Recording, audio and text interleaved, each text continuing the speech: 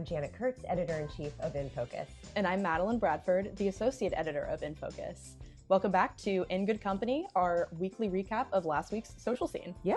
How are you? I'm doing great. How are you? Great. We've had a busy weekend. We have. It feels a little lighter than the week before, but I think we really hit it out of the park with everything that was going on, and we had some wonderful events. So let's kick it off. Today we're going to be talking about Cheekwood's Fall for Cheekwood.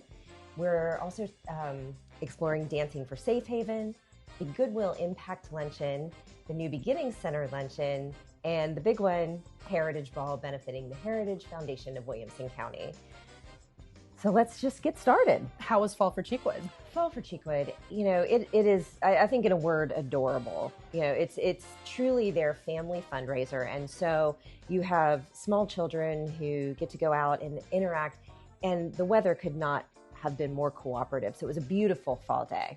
And it kind of compacts everything you love about fall into one 30-acre space. So what all did they have there?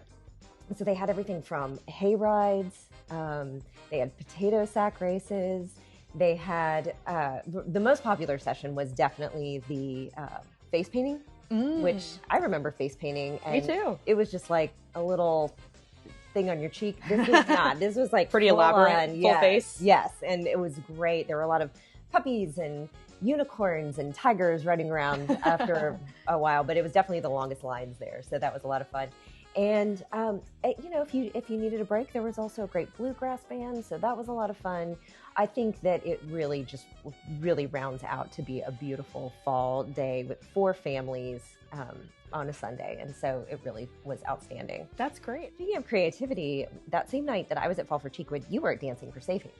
Yes, Dancing for Safe Haven was a blast. Of course, it's for Safe Haven Family Shelters, which is such a vital organization in our community. They provide housing for unhoused families and ensure that those families can stay together. Amazing. They partner with landlords to do that. They have job development programs to really help these individuals live well-rounded lives. Mm-hmm. And there was a client from Safe Haven there that was talking about her story and how Safe Haven changed her life. Very fitting because the most recent season of Dancing with the Stars kicked off, and perfect. It was the 16th annual Dancing for Safe Haven, which kind of follows suit in that theme. Okay. Everybody had their sequins and their glitter on. They were ready for a show, and the performances themselves were amazing. So these Nashville local dancers were each paired with a professional dancer. They all had varying levels of experience. Some had been dancing for a while. Some had never really danced for an audience before. Okay. And before each performance, there was a video recapping their preparation process. Which was pretty extensive, right? Very extensive. Okay. They were in these studios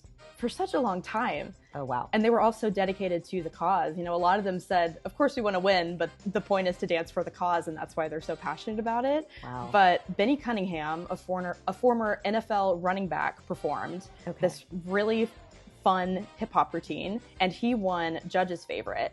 And he did a great job. And then Patrice Bourdrin won fan favorite for his tango performance. Oh. And all of his colleagues in the room were throwing roses on the stage after he performed.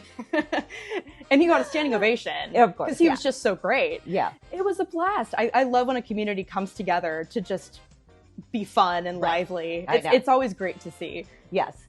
And for anyone who's keeping track, I think I've said fun about 6 times today, but it really was. We've had a fun week. Yeah. And that's really okay. That's right. And speaking of splitting duty, we did that again on Thursday where you were at the Goodwill Impact Luncheon. How was that?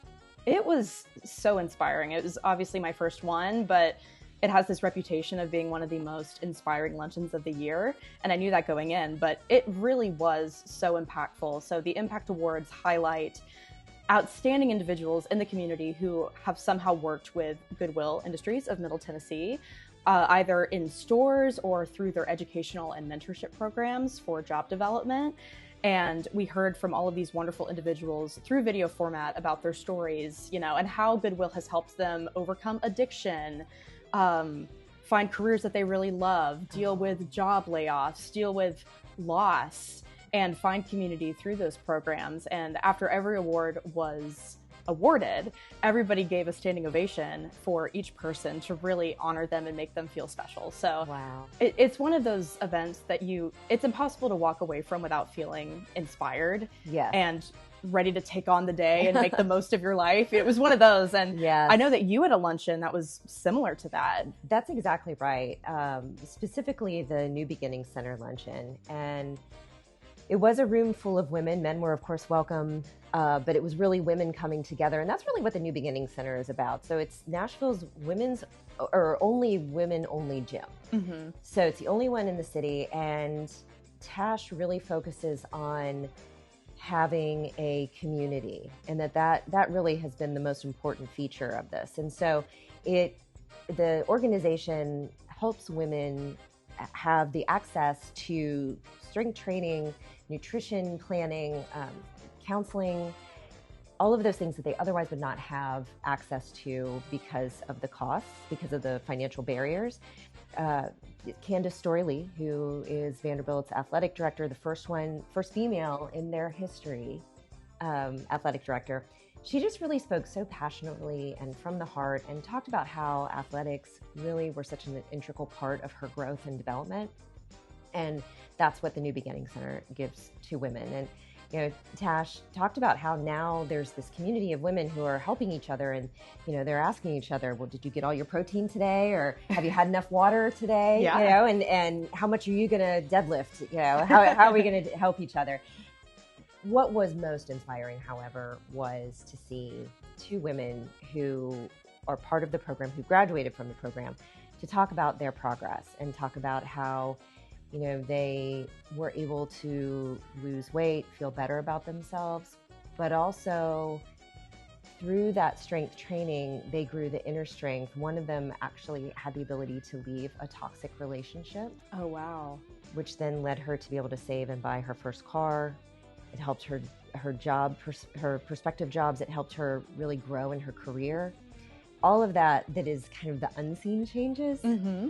Versus just the physical changes. So it was really very, very special day. That's really inspiring to hear the overlap and how something like strength training can empower you in other aspects of your life. That's right. And you did such a wonderful story with Tash for our October issue. That's right. It really highlighted what the organization does to provide this resource for women.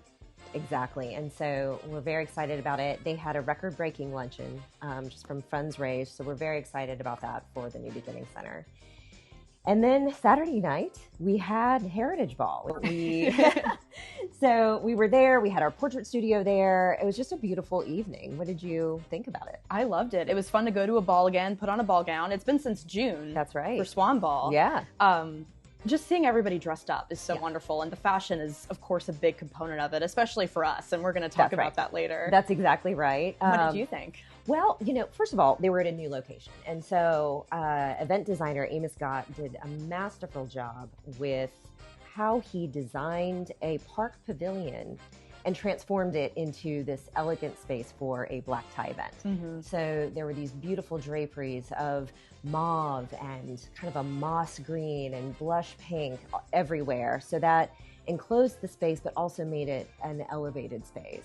There were these beautiful paper lanterns on the ceiling and, stunning florals around some chandeliers.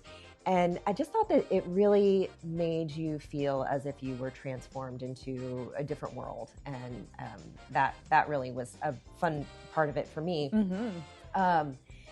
But we talk about the fashion so much. And, one of our beloved aspects of a lot of what we do is fashion. And so we have our Who Wore Who component we're adding today. And I'm excited to hear some of your favorite looks from the evening. Yes. So probably my favorite, and this really was a spectacular gown. Barry Beasley, who's the president and CEO, she wore a Giovanni Couture gown in a green velvet with Swarovski crystals at the collar and at the cuffs.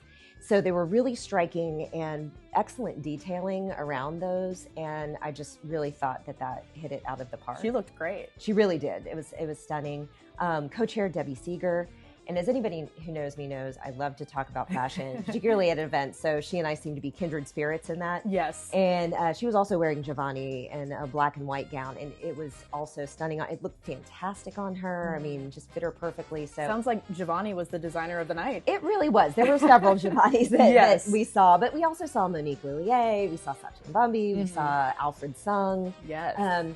there was a really great selection. And so to everyone at Heritage Ball, well done. You all looked fantastic. So yeah, the fashion really made the evening, I think. I love that. And I feel like the ball highlighted Franklin as a community and all the different pinnacles of that community and why people want to move there. I especially appreciated them highlighting the Franklin Theater because when I was in college, I worked there on staff and I made so many lasting friendships. It was a great job. It's such a special building that the Heritage Foundation preserves.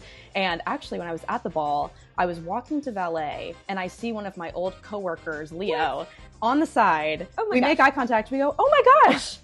And I was like, what are you doing here? And he was like, I'm working. What are you doing here? And I was like, I'm working too. Also working, yes. And it was just such a crazy full circle moment. And another one of my friends from the theater was like, you attending this ball is kind of like visiting your alma mater. That's great. Oh, that's so wonderful. Well, it really was a beautiful evening. And so congratulations to everyone. All of our coverage on the ball and all of these events that we just talked about will be in our November issues. So be on the lookout for that. Our October issues are just hitting the stands today, a little fashionably late, but they are hitting the stands today. They've made it. They've made it. So we're very excited about that. Go check those out. Next week, we'll be talking about NAHT. We'll also attend the Swan Ball Committee kickoff, and I'll be at the 1920 Lunch Club for Cheekwood. So we've got a lot coming up and so much more through the rest of the month. Remember to subscribe to our YouTube channel, and remember that with you, our In Focus friends, we're in good company. Cheers to that. Cheers.